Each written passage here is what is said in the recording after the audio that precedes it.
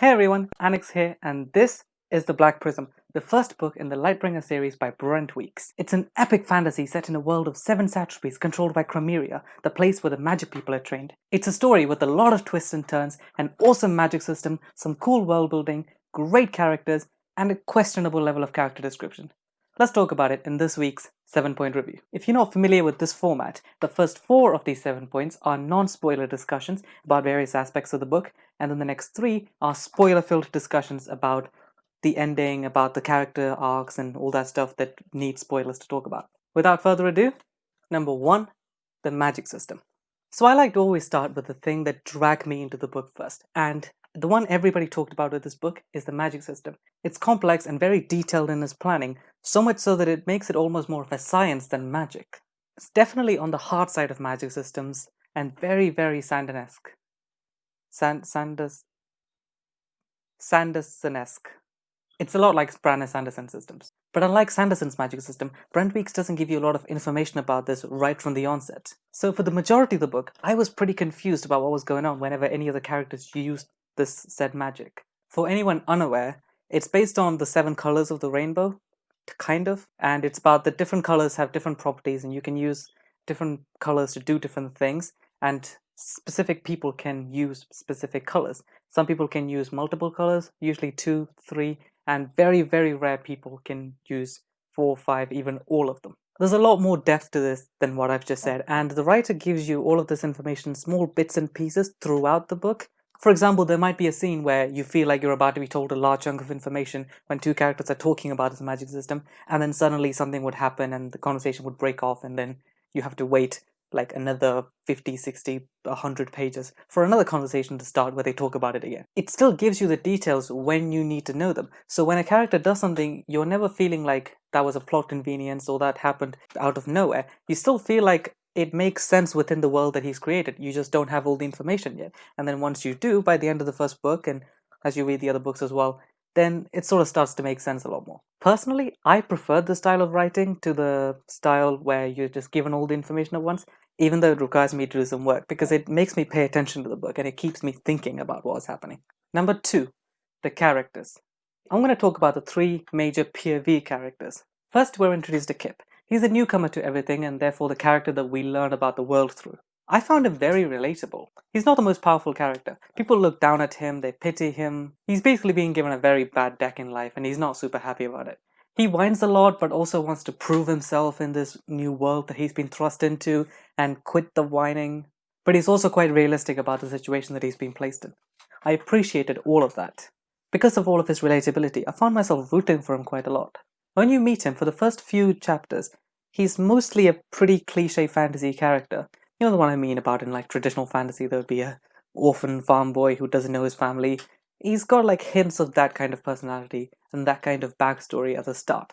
But as you progress through the book, you realize that there's some changes to the cliche that Brent Weeks makes, which makes his character a lot more interesting and gives him a lot more depth than I first assumed he would have. Also, quite nicely, a lot of seeds for his growth in the later books is planted here.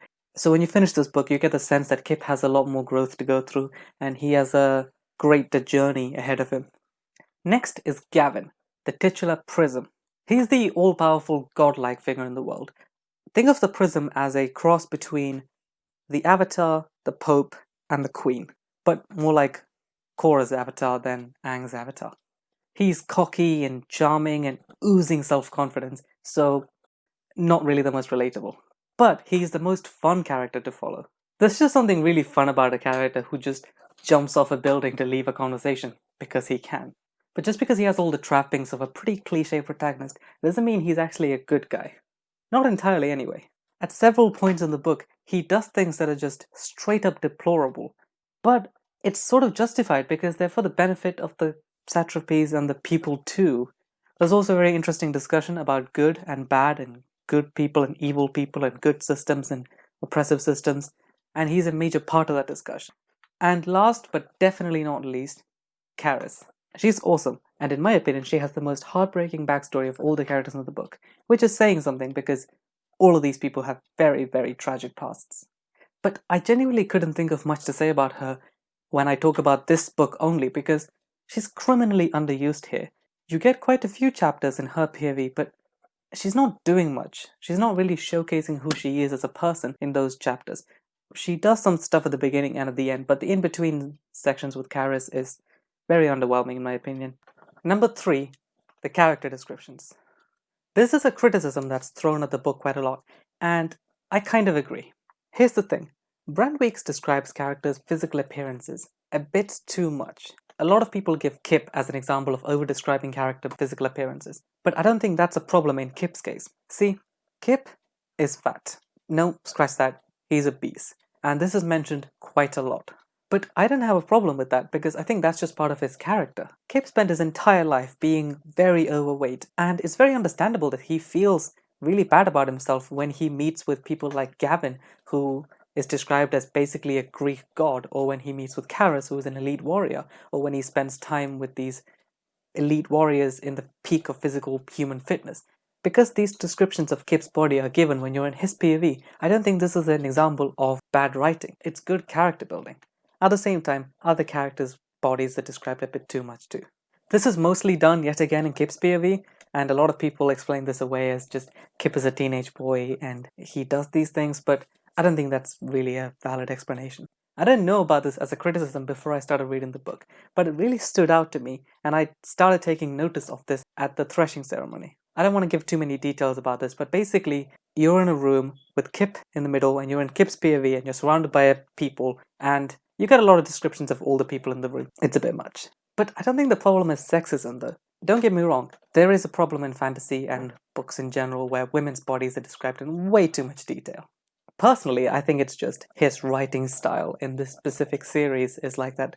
I know he has another series called the Night Angel Trilogy. I haven't read those books, so I don't know if this is a case of his writing overall is like that, and his descriptions are focused on physical appearances a lot. But I think in this book, it's just a case of that's the style that he went with. I'm not saying it's all bad. Sometimes it is very relevant to the character, when, for example, with Kip or Gavin, but other times it's unnecessary and just doesn't add anything to the book. Number 4, the world building. Okay, I'll admit it. Sometimes with fantasy books, it's very easy to impress me. The map design in this book is pretty neat, and like a lot of traditional fantasy, it's not just the western coast of Europe. The really awesome thing about the world building for me though is that it really informs the themes of the story.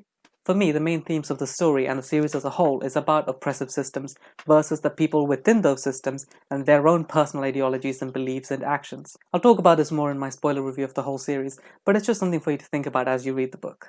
The other cool thing is that the magic system is really well incorporated into this world.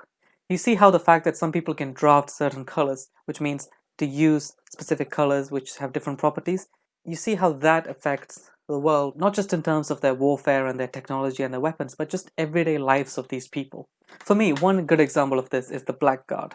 These are the elite warriors that I mentioned earlier who are tasked with the job of protecting the prism, and they're the most skilled fighters.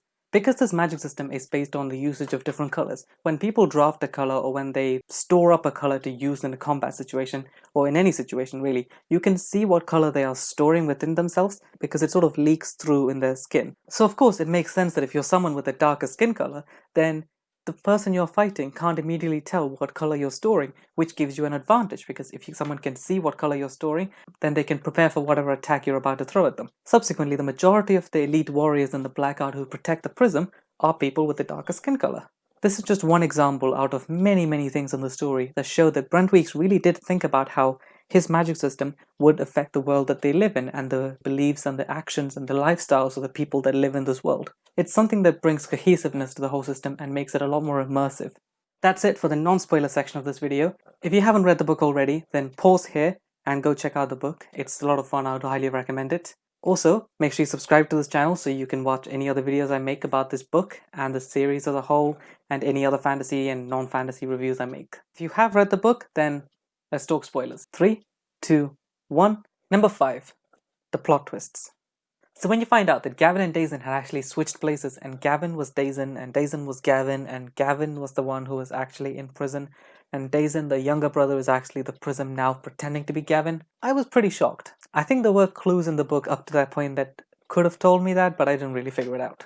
I agree that it's an interesting plot twist, and I could believe it because of the suspension of disbelief that you just have in a book. But it's a little hard to believe that no one figured out that Gavin and Dazen had switched places for 16 years. The book gives some explanations, like Gavin or I guess Dazen, as he technically is, stopped wearing lifts in his shoes that he would be the same height as his brother, and he gave himself a cut on his face or something like that, so that he would appear more like his brother.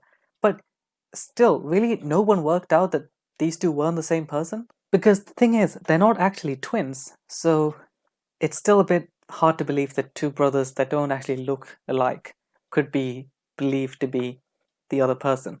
The reasons that are given are kind of flimsy. Of course, as you progress in the book and get towards the end, you get more stronger reasons for why no one figured it out until then, like his mother was killing people and he just straight up kills someone who actually does figure it out. I was okay with the plot twist because it allowed for a really interesting story, and the prisoner character's POV is actually one of my favorites because of how crazy he is and how he's just been in there on his own for 16 years and how he's created this whole person for him to talk to who's just mental, and it's brilliant. I think that was the one major twist in this book. There are a lot more in the coming books that you're just gonna have to read to find out how crazy this whole series gets. Number 6, the villains. I was going to mention this in the non-spoiler section of the video, but I couldn't figure out how to do it without spoiling anything. There's two types of villains in this book. The first is King Garadul. If you've read any fantasy, then you know that with a name like that, he's the bad guy. But he was actually killed off at the end of the book, which I was quite surprised by. And it turns out that Lord Omnicrome is actually the big bad who is in charge and who wants to cause the revolution and who is switching people over to his side and doing all the evil stuff. That was a nice subversion of the classic tropes of fantasy, which I appreciated a lot, because it sets the stage really well for the coming conflict. It's not about a mad king who wants to break away from the Union, take control of his land, and fight a war against Crimmeria anymore. Now there's an ideological aspect to the fights, and the conflict is a lot more murky, and it's not very clear who the good guys and the bad guys are. There are quite a few things that Lord Omnicrome says that I kind of agreed with, and he did point out some genuine faults within Crimmeria. But at the same time, the majority of the PvE characters that I like are on the opposite side, so it's really hard to decide who the good guys and the bad guys are. An ideological conflict fueled by the beliefs of morally grey characters is a lot more interesting than the standard good guys versus bad guys fight. Number 2 is the more homegrown villains in the story. These characters don't have tons to do in this book because this book is more focused on the external conflict against King Garadul, but some nice kernels for their later storylines is set up really well here. Talking of villains, I also want to mention Liv. I didn't mention her in the character section of the non-spoiler part of the review, and that's because I don't really find her that interesting. Her characterization and motivation, I think, was the weakest in the book. Her POV wasn't really that engaging to follow, and I don't feel like I understood her as a character in this book as much as I did the others. Maybe that's why when she made that decision at the end to switch over to Omnicrome's side and betray her friends and her family, I didn't really understand why she did it, and it didn't make me like her anymore. It didn't feel like a strong character-driven decision that she made, and that's maybe because I didn't understand her character, or her character wasn't as developed as well as the others. Number 7. The ending. Before I read this book, I was reading more standalone fantasy like Elantris, Tigana, or Warbreaker because I wanted a book that had an ending. I really like that this book gave me that, even though it's only the first book in a 5-book series. It kind of wraps up the storyline that was set up from the beginning, while also giving you a sense that there is a grander story to be told. The end battle was set up as quite cliche because I thought Gavin would finish building that wall and then there would be a siege for a few days, and then someone would figure out a way to break through in a crazy way, and then there would be a pitched battle within the streets. But Gavin actually failed at finishing the wall, and the battle ended up being more of a controlled retreat to prevent a massacre. That was a nice touch. As I'm talking, I'm realizing more and more that Brent Weeks sets up quite cliche tropes within these stories and then changes them in ways that you aren't expecting to give a fresh, interesting story of his own. I don't think the writing itself of the battle is anything to get too excited about. It's not the best I've seen in fantasy, but it's sufficient for the story. Personally, I prefer the style of someone like Abercrombie, who shows you the scale of the fight while also showing you the chaos and the mess and the confusion of a conflict like that. Brent Weeks focused more on the individual character decisions of people who weren't always right there in the thick of the fight, which is perfectly fine if that's the kind of story that you want to tell. The last thing I want to talk about is Gavin. In the non-spoiler section of the video, I said that Gavin's POV was the most fun one to read, but not the most interesting. The fact that he started losing his powers at the end was what made him into my favorite character in the series. The thing is, a character at the top of their game who everyone loves and is all-powerful can only go so far in terms of character improvement. There's only really one way for them to go. When he started losing his powers to draft one of the colors, I realized that he was heading in exactly the right direction that I was most interested in seeing him go. This immediately made him not just a fun character to read about, but also the most interesting character to read about. That cliffhanger also immediately makes you want to read the next book, which I did. Overall, it's a pretty solid book. I don't think I would rank it in my top 3, but it's definitely in my top 5. I would honestly recommend Lightbringer to anyone because I had a lot of fun reading this whole series. That's it for this week. If you haven't already, then make sure you smash that subscribe button and then like and share and comment and whatever else you can do on YouTube. As always, if you want to discuss more about anything I've said in this video, or you want to talk about things that I haven't mentioned in this video, let's do it in the comments. I have reviews of more fantasy books on the channel if you want to check those out. And there's also a non-fantasy playlist that you should check out if you want to figure out what else you should be reading. Till next week, see ya!